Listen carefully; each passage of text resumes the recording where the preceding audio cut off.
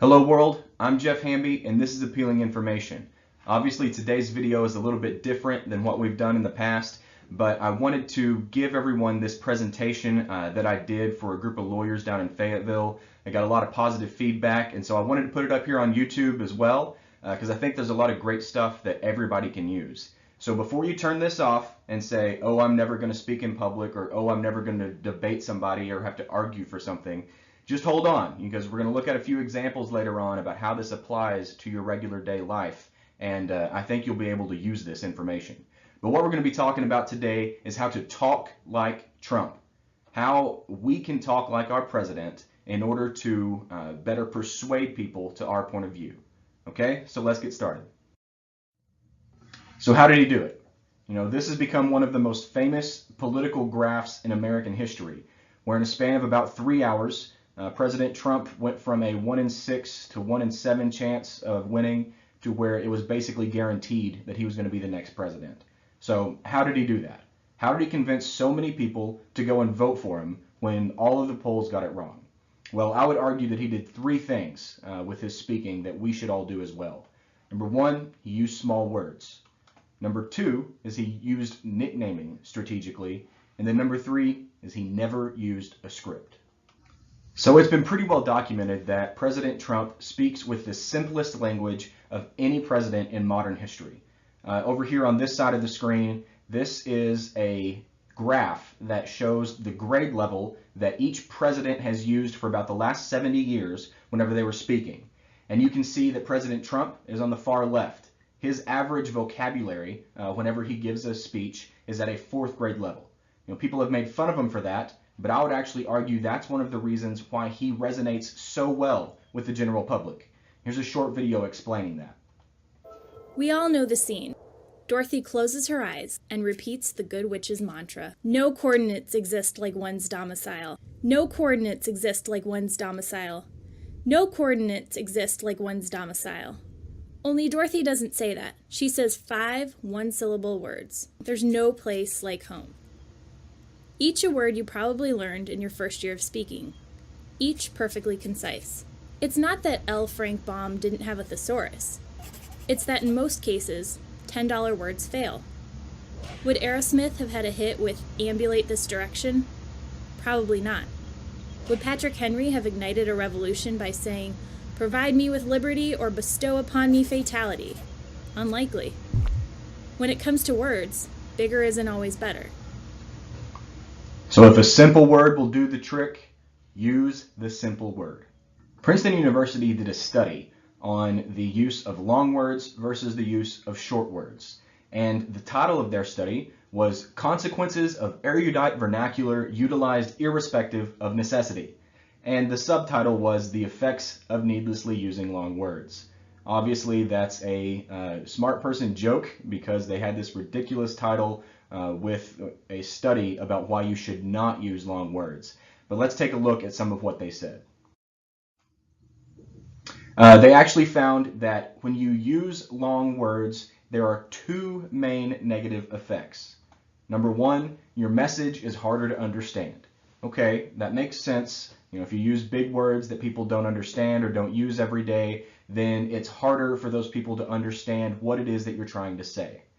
But number 2 surprised me. Number 2, the speaker is seen as dumber if they use big, long words instead of short, simple ones. So why is that? Why would using big words make someone appear less intelligent? Well, it's because of this.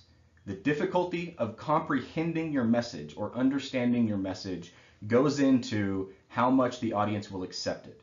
So basically, if the audience can't understand what you're trying to say, they don't accept what you're trying to say, and they assume that you can't understand it either.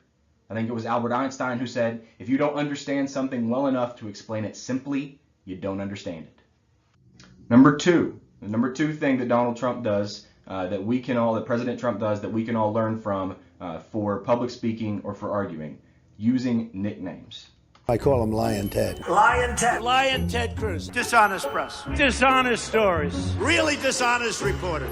First of all, it's rigged. The election's going to be rigged. This whole election is being rigged.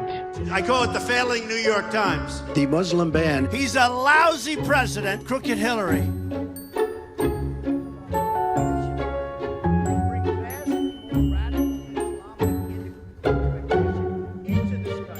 Every time the discussion about Hillary Clinton was started, it was about crooked Hillary. Crooked Hillary, crooked Hillary. Very simple ideas, but systematically paired and repeated. Crooked Hillary, crooked Hillary. Crooked Hillary Clinton. And then they prime each other. So every time you hear the adjective crooked, you've primed Hillary. Every time you've heard Hillary, primed crooked. She's as crooked as they come. And because they always occur together, you start storing them together. And so they become linked in your architecture, like in the hard disk of your brain. You have all the stored information and you have your systems, and you use those to query the world. And if you have that in your hard disk, you're going to use that information to say, oh, that totally makes sense because that's what I stored. And I have the prior belief, for instance, crooked. How to. How can we use this strategy of nicknaming people like the president does? Well, there's two steps.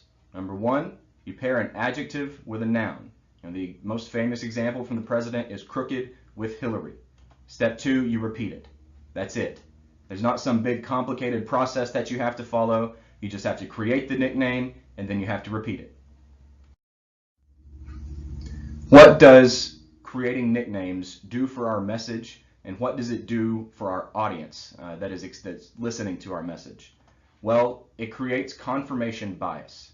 Confirmation bias is this concept where once you have a belief or an idea in your head, you filter everything else that you bring in through that belief. This is a little cartoon that's kind of making light of it, but the most famous example of confirmation bias from history is the Salem witch trials.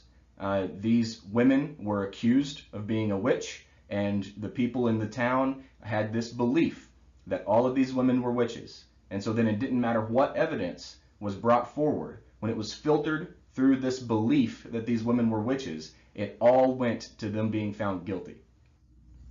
So I told you earlier we're going to have some real-world examples of how you can use these things. And people usually think that if you're going to have nicknaming, that it has to be negative. That's not the case. You don't have to be attacking someone in order to use this nicknaming strategy.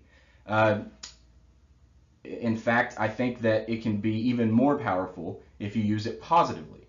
So one of the things that I came up with was the Fighting Razorbacks.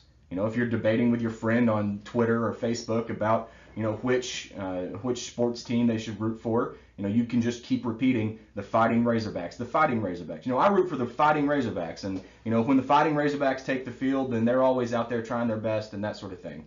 And it can be something where you create this belief or this presumption in whoever you're arguing with that the Razorbacks are a team that fight. All right. Number two, if you're trying to convince somebody to donate maybe to a charity or a church, you can call it a wonderful charity. You just say, you know, at this wonderful charity, this wonderful event, this wonderful church, and then you just keep talking, saying it over and over again. You know, we really need to give money to this wonderful charity. You know, this charity does wonderful things, and you just keep those words close to each other whenever you're talking about it. Third example, hardworking employee. Say you have to go to your boss and you have to argue for why you deserve a raise or why you deserve a particular job or promotion. And you can say, as a hardworking employee, I feel that I've contributed this and that to the company. I'm a hardworking employee, so I always show up on time. And if you could just repeat hardworking with your name, or like if I said hardworking Jeff or hardworking employee over and over again, then that will create this belief, this presumption that you are hardworking. And it's something that it's not foolproof, but it definitely puts you ahead of if you had not done this. And it can be used for any number of things. The third and final thing we're going to talk about today that we can all learn from the president for public speaking or for debating is to never, ever, ever use a script. If you notice, that's my notes for the speech. We got to go freeform. The single most important thing about Donald Trump, from which a lot of other things follow, is most of the time he speaks spontaneously. I like it better without the teleprompter. I don't want a teleprompter. I don't want, right? Maybe when you run for president, you shouldn't be allowed to use a teleprompter because you find out what you're getting. Even when someone has prepared a speech for him, he very often breaks into spontaneous digressions. So his speeches are very much like the ordinary discourse that the rest of us engage in all the time. There's been study after study about what scripted speaking does to your credibility, to your message as a presenter or as someone who is just simply trying to convince other people to believe what you believe. And scripted speaking makes you, number one, seem less engaged. If you're reading from something, then people don't feel like you really believe it. You're not involved. You're not invested. Number two, makes you seem less authentic. Makes it seem like it's not your ideas that you're repeating. It's just something else that's written on a piece of paper. Makes you seem less confident, where you don't know the information as well. You might know the information better than someone who doesn't use a script. But whenever you're using a script, it makes it look like you're not confident with what you're saying. And then finally, you are more likely to make major mistakes. That seems backwards. If you have a script, you won't mess up. But when you're working off a script, it's like a play. And if someone misses a line in a play, you have to be a really good actor in order to get back into where you need to be without everyone just understanding that there's been a mistake made. And that's how it is with a script. If you miss one line when you're with a script, it throws off everything else you're going to say. If you're not using a script, it doesn't matter exactly what words you use, so you're not going to make these big, major mistakes. Everybody's heard the term practice makes perfect. But that is not what you want if you're going to do public speaking or if you're going to have a debate or argue with someone. All you want to do is practice until you're comfortable. Practice until you're comfortable with the information, comfortable with your position, comfortable with who your audience is going to be. You just want to make sure that you're able to go up there and be confident or stand in front of your boss and be confident and just really be yourself. All right, so practice, yes, but not to the point where you try to make it perfect. So if you're not going to be using a script, should you just stand up in front of people willy-nilly or go into your boss's office without preparation? No. There are things that you can do instead of being scripted. Number one is to use a mind map. This is kind of a color-coded type of process where it helps guide you along the path to remember where it is that you want to get with your talk, with your presentation, with your argument. Number two is a list of key questions. As a lawyer, I always have a list of questions that I know the jury is going to want answered, and I make sure that before we're finished with our presentation of evidence, that each one of those questions has been answered by what we told the jury. And then finally, it's story triggers. This is just words or phrases that will trigger a story in your mind that will help you remember what it is exactly you wanted to talk about, but keep you from following a script necessarily, and it'll help it just come from you, and it'll help it to be more real and more connecting.